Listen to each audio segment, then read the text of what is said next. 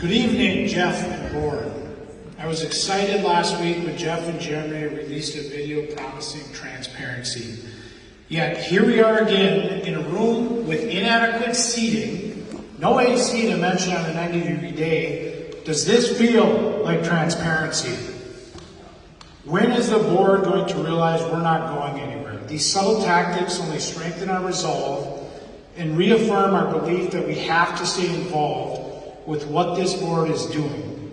My first question for you tonight surrounds the topic of data requests.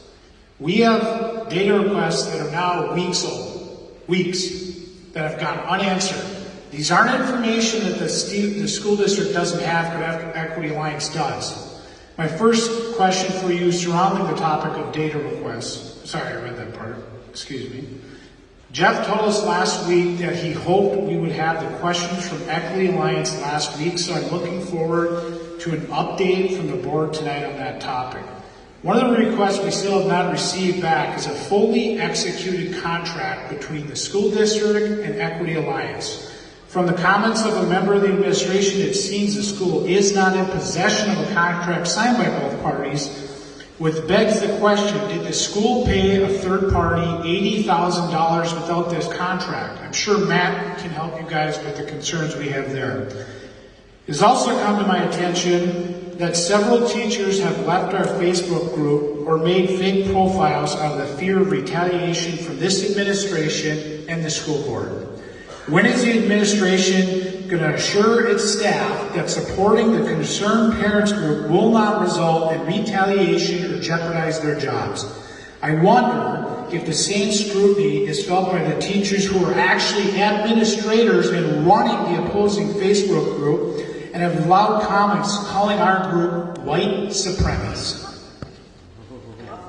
A board member during the work session said that he has spoken with a police officer who commented how positive the discussion around the Dear Barton book was. I found that very interesting because one of the most shocking things to me in the last month is how many family members of law enforcement officers felt unsafe and uncomfortable in this district, largely due to the anti-police rhetoric from teachers and the curriculum taught in this district.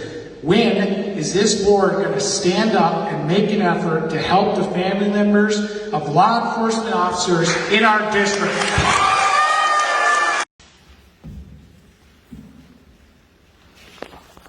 Okay, so my name is Casa Wagner, address 815 10th Avenue North, Sartell.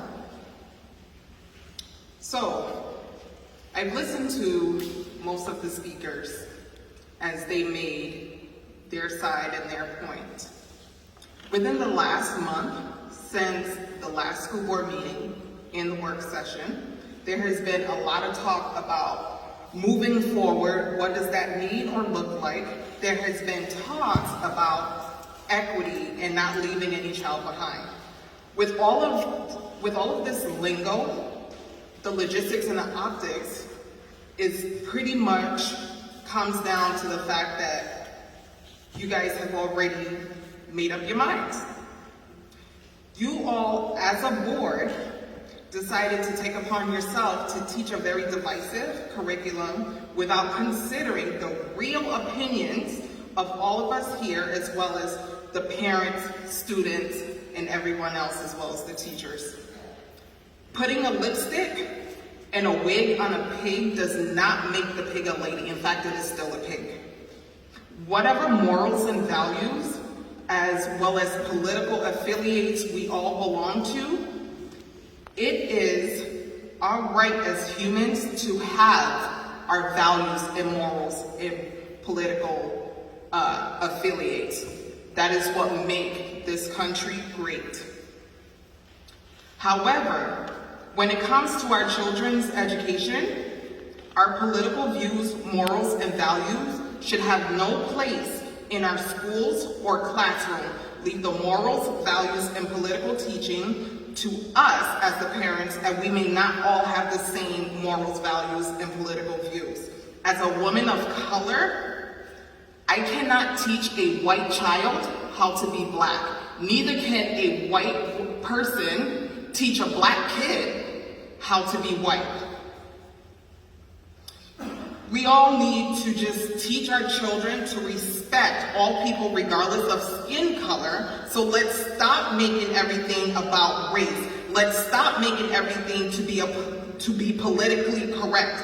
And let's stop bending to the so-called woke movement, and let our district be set apart from the rest of other districts around this nation. We need to stop trying to fix what is not broken within our district. If we want other alternatives like diversity and teaching diversity amongst our district and the various schools, fine. I will be all for it. I will be the front runner for it. I would love to sit down to the table and speak about how we all can make our community more diverse and speak about the difficult challenges that we're all facing regardless of skin color. However, I will not stand behind the bending of this woke movement and the destruction of our education system due to extremist ideology that is divisive and tears down the innocence of our children to see color rather than character. Also, why is it that when the situation happened last year with George Floyd, we all got a district-wide email in regards to this? Please, but yet, the death of Sophie Whelan, let's say her name, she was part of this community. Due to the circumstances, we need to acknowledge that. We need to acknowledge that. And I agree with some of the speakers here that said that.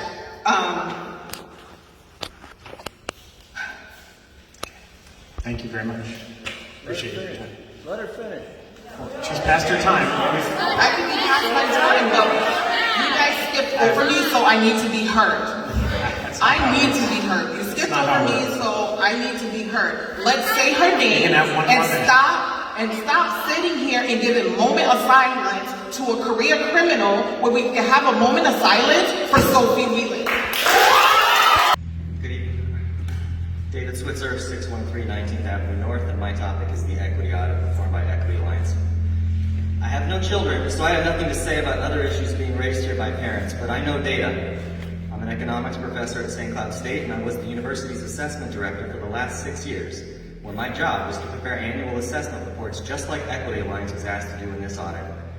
The goal is always to create an accurate picture of the situation so we know what we're doing right and what we can do better. I find patterns and relationships in the data using various statistical methods, create graphs and tables that illustrate them clearly, and work with others to find ways to improve. Those improvements rely on sound, objective analysis of the data. That is not what was done in this audit. The quantitative work on the surveys is laughable. It is unclear what most graphs are showing, and the main focus is on comparing differences in averages between two different groups. Now, I know not everyone here knows statistics, but please understand that is the simplest form of data analysis one can do. It's what we teach sophomores in college in intro to stats classes. And in this report, they managed to do it wrong almost every time. They frequently state that one's race or gender, quote, determined one's position on this, and almost every single time the data do not support that conclusion. This misinterpretation of data is troubling for me.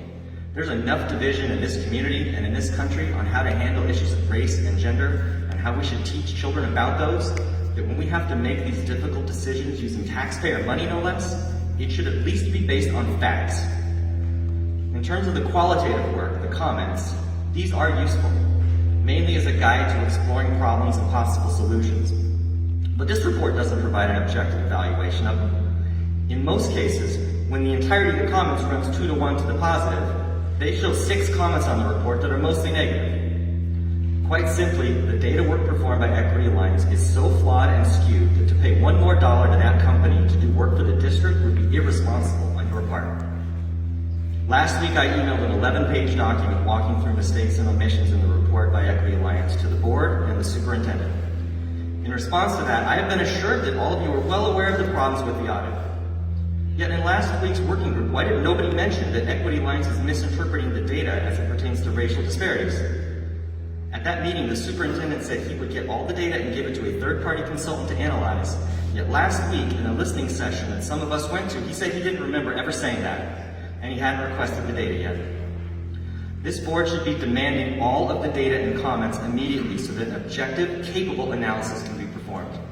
Because Equity Alliance has shown that either they're just too incompetent to handle it, or worse, they know exactly what they're doing by mischaracterizing the data and think that you all don't know enough statistics and won't bother to have someone double check their work. I don't know which of these scenarios is true, but the students and parents in ISD 748 deserve better than what Equity Alliance has to offer.